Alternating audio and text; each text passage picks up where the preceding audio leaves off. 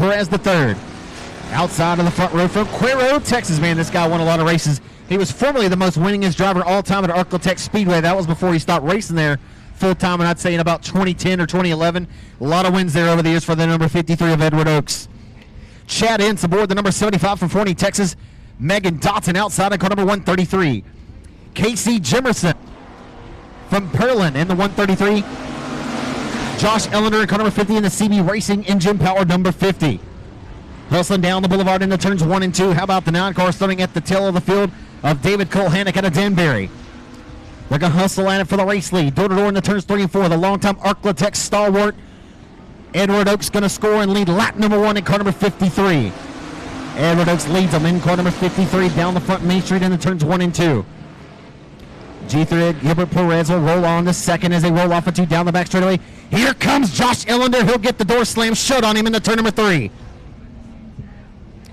Ellender had a run on the outside. He'll try to check the throttle and drive underneath the number 75 of Ince for third. It's hitting up for third into turn number 1. We know the factory stocks are going to put on a display here early on. Opening heat race of the night, Saints Ford factory stock, 62 of them have checked in the battle, and Perez has a beat on your race leader. Gives him a shot in the shorts in 3 and 4. Off the exit of 4, the 53 at Edward Oaks, smooth as butter right now, baby. He is on a roll. Into turn number 1 he comes. The G3. He's flying like a G3 tonight, baby. Gilbert Perez as Ince holding back the challenge from the number 50 of Josh Ellender, who rides back and forth. Megan Dotson, one of those former Brandon Brown owned cars. That car came from the Arklatex, an outlaw chassis built by Justin Whitehead. Rolls back in here in the 4th spot as they hustle down front straightaway into 1.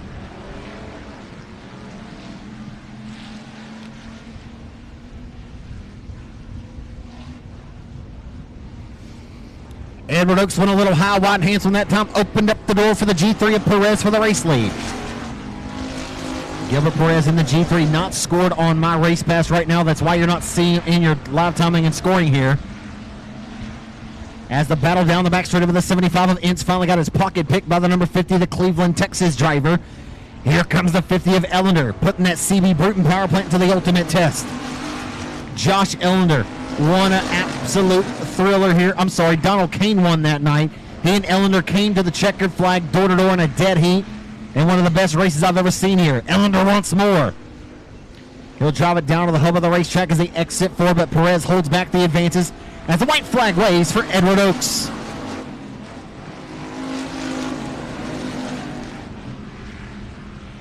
Off the exit of 2 now, Ellender has a run down to the inside for the final time in the turns 3 and 4. Here comes Josh Ellender for second. Every position so very valuable on the racetrack, and it will not work to fruition as the 53 from Cuero, Edward Oaks, will be your heat race number 1 winner.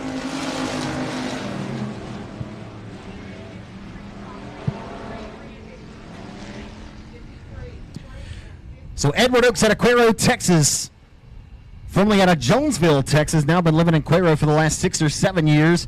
He'll pilot the number 53 machine to the victory in heat race number 1. That was a good heat race, man. I mean, Josh Ellender was coming on strong there, Kevin, and racetrack's really getting good now. Well, I was going to say, Zach, you're starting to see guys run a little bit higher into 1, kind of been able to diamond off, and you're seeing the same thing in 3.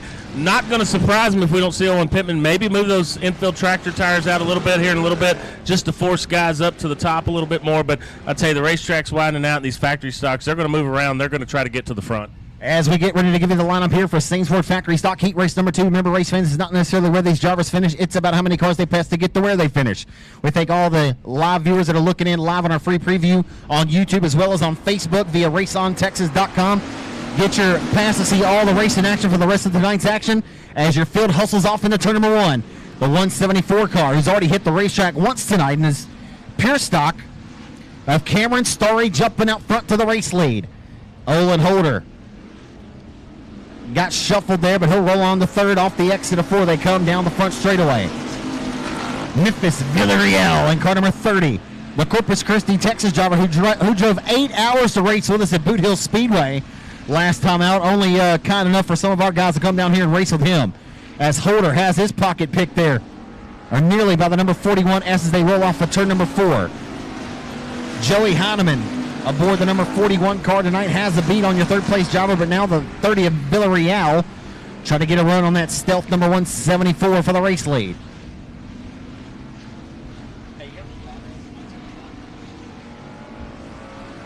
Exiting 4. The battle for third is heating up as you look on the left side of your screen.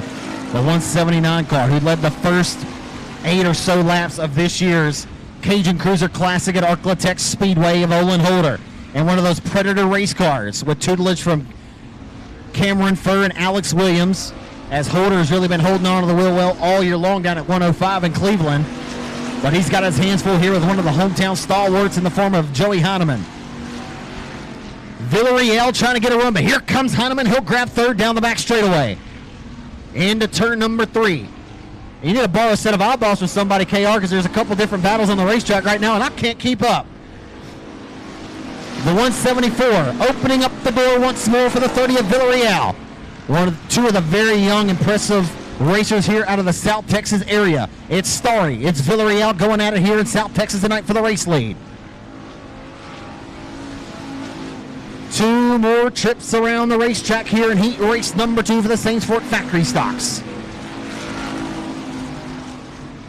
And all of a sudden the battle, and Holder just slipped way up, a slip of the grip, and up in the fluff he goes, and he loses wholesale positions down the back straightaway. So final time in the turns 1 and 2, the doctor's jacket has been displayed. And the 174 of Cameron Starry will send it into turn number 3 for the final time. The checker flag awaits. Here comes Villarreal. Not quite enough mustard to squirt by the 174. Will lead it green to checkered, and it'll take a face full of checkered flag. Cameron Starry, your winner in heat race number 2. Zach, I'm going to reiterate to the folks at home watching on Race on Texas and Up the Front TV and the folks here, you obviously want to see your favorite driver cross the finish line first, but it is passing points, and that's why you're seeing so much great racing action through the field, folks. They're trying to pass as many cars as they can to better themselves when they get to the second heat race. The combined deals, how they're going to line them up tomorrow for the LCQs, the Bs, and whatever the format's going to be in that. But I'm going to tell you, that Memphis kid, super talented young man, super nice young man. Got a chance to watch him last few years. That kid's going places. I just mark my words. This deal tonight isn't like the college football playoff. You get the best of the best. Like, no matter, there's really no debate about it. You get what you earned around here. That's right. But while you say that, my Longhorns, baby, I'm predicting them right now. Longhorns national champs. Well, you know what? Let's don't get started. On the pole of heat race number 3 in Saints Fort Factory Stock, heat race number 3. It'll be car number 279 and Nick Kamey's out of Kingwood. Daniel Goddett from Cedar Creek, Texas, aboard the number 05 car. Cameron Dinsmore from Kerrville. Dylan Gaither from San Antonio in car number 5. Chuck Perry in the Coors Light, number 115. Oh, boy. They're trying to go 3 different lanes wide, and the 05 ramped over the right rear quarter panel of your second-place driver. Boy, and they were 5 wide, weren't they? Bubba Jones trying to roll and stroll his way to the front, but right now he still sits P last, and he gets into the tail. I don't know what's going on out here right now. It's getting messier than an 80s food fight. Down the back straightaway, the battle for second, though. Into turn number 3.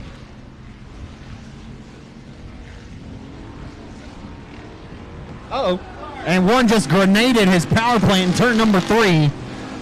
Up in smoke.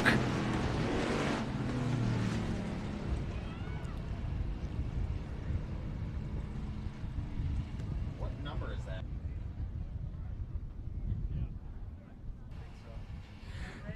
Oh, the 8C of Cameron Dinsmore just grenaded a power plant in turn number 3, and good to see he's able to climb out there. And we'll get another look at it here on the Race on Texas Instant Replay. And pop goes the weasel.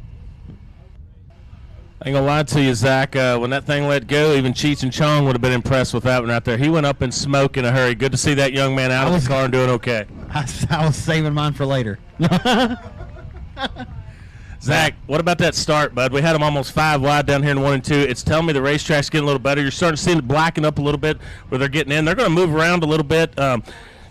There's a chance it could take a little rubber down there at some point, but I think what we're going to see is these racers are going to keep moving around because they do understand what the goal is right now. We got to pass race cars. Let's give props to that track official for being right out there, pulling the steering wheel off and helping that young man get out of that race car. I mean, he was Johnny on the spot. Absolutely. Owen Pittman put a superb crew down here, man. As soon as they have an incident like that, they jump right into action and stuff. So it's always good to see the drivers get out of the cars after that. But, man, back to the racing action, man. It's hot right now. It's getting better. Every heat race is getting literally better. Track official's going to be breathing fumes just like Cameron Dinsmore. He said, hey, bud, we're in this together. So, tough break for Cameron Dinsmore. But we'll get the field re-racked and restacked here. We'll go back to the green flag here in just a few moments.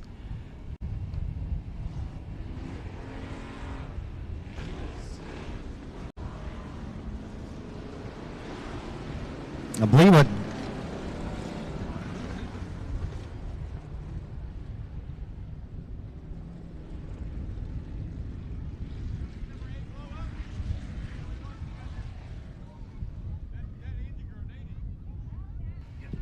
so the 5-car Dylan Gaither, who has scored 9 on your My Race Pass. You're looking at the Race on Texas live feed there. He is actually a race leader. It's missing data there on My Race Pass, so he's actually a race leader, Dylan Gaither, in the 9-car. And they're going to roll in that fluid up there in 3 and 4. You see that stuff lead all the way around there, KR. That may take just a couple laps to roll that in. Yeah, it may take a few to get it in, but I tell you what, one thing about when you're doing the passing point format, when you're in the seat out there, these guys are starting to think about it. Where we're at, how many laps we're in. They're, race control up here is talking through them through the receivers. These guys and gals behind the wheel of these cars, they're sitting there methodically trying to figure out how they're going to play this restart. The track's kind of moving around a little bit. Guys and gals are going to try to position themselves where they can maybe take advantage on a good restart to pick up another position, because that's the key to this passing point concept. Every car you pass is very crucial at this point in the night. Absolutely. Certainly want to do your best to hold serve with what you got, or you need to work your way forward. Can't lose any of those finishing points. Very valuable here tonight. So you see the slash in the number of Bubba Jones, the 23 car there at the tail. Obviously, the last time Daniel raced was for Charlene. Daniel and Bubba lost their sister Charlene, and that's been heavy on their heart here lately. And I talked about that at Boot Hill the last race, but it's good to see Bubba make it down here for his first time ever here. And I know that they're trying to win one for Charlene here tonight, and I think Daniel's watching back from home in Louisiana tonight. And that's right, folks. If you hadn't had a chance to get up to the Boot Hill Speedway, Greenwood, Louisiana, what Rollo and Bubba are doing up there is phenomenal, Zach. I know you see it a lot in person on the mic. I've been there several times this year.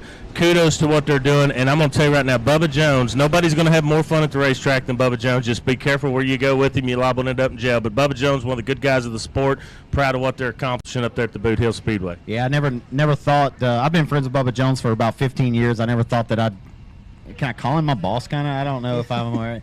Yeah, I think we're friends first, but yeah, I mean, he kind of can tell me what to do a little bit now, but he and Rollo both have been good friends of mine for a long time. Shared a lot of Victor Lane celebrations with Rollo. Believe it or not, he's a really good race car driver as well before he became a really solid promoter. So when he showed that again last night, we talked about that a little bit earlier, as he'll have a guaranteed spot in tomorrow night's main event in the South Texas Shootout Limited Modified feature.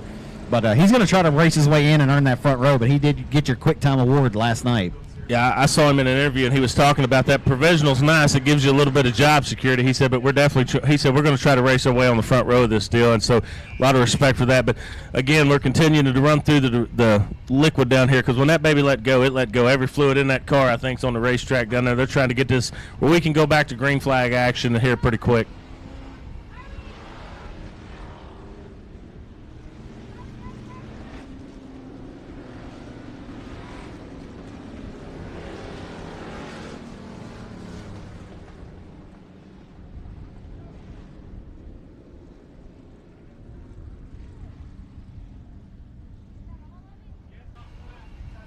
Listen on the radio, looks like we're going to try to run one more lap through this. Should be good to go. So could make for an interesting restart, just in case they didn't get it all done. So it's going to be interesting on this restart, race fans. Be watching there coming out of turn 4 to see what kind of maneuvers we got. Try to set up a pass, getting into 1, coming off 2.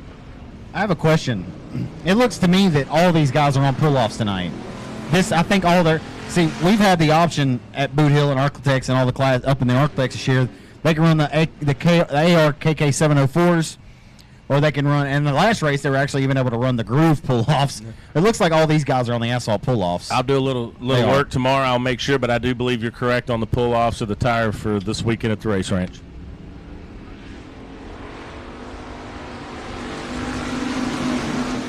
On the restart, back in the 1, we'll see what that fluid is like over there in 3 and 4 when they roll right through it in 3 and 4 here at full speed.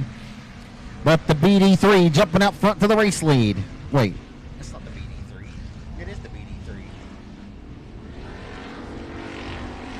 Ray Allen Kohanek, you want to talk about a driver who's got a bag full of passing points from worst to the race lead for Ray Allen Kohanek.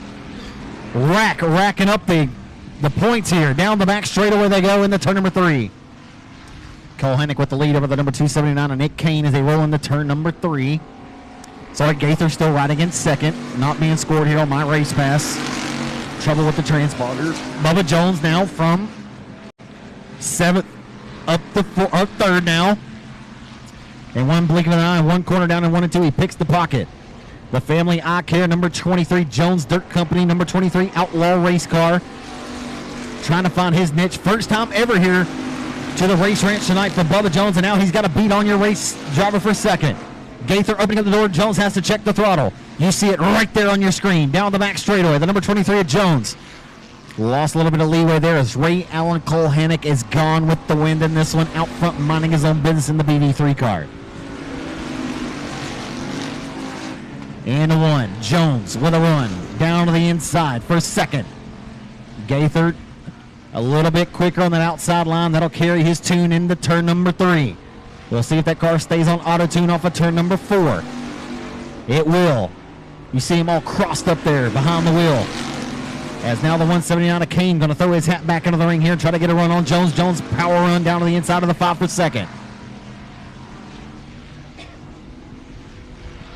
But I tell you what, Ray Allen Cole Hennick will have set the bar in this one if he can hold on for one more quarter-mile trip. He is absolutely gone in this one. Dirty dancing on the field. Patrick Swayze style in this one. The battle and all eyes going to be on second. We know Ray Allen Cole Hennick will have dominated this one in the BD3 car. He's going to roll off of 4 with a face full of checkered flag. Off of 4. Drag racing for the line for second. Down the boulevard, and Gaither's going to hold off Bubba Jones in a good race there for the Bridesmaids Honors. Zach, I tell you, Ray Allen, he can wheel a sprint car, late model, limited mod, factory stock. You said it earlier. He just needs 4 tires, a gas pedal, and a steering wheel, but the guy's good. But what about Bubba Jones? You know, he struggled last night in practice talking to him, but I'm not exactly sure who just ran second, but that was a heck of a race that they had going on. But what's impressive to me, the racetrack's